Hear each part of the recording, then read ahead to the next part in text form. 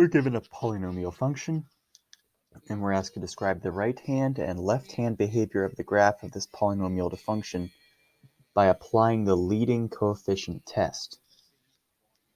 So the polynomial function is f of x equals 1/5 x cubed plus 4x.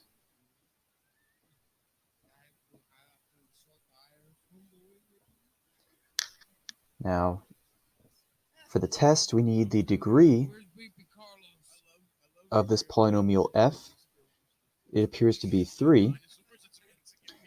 And the leading coefficient, well, this is the coefficient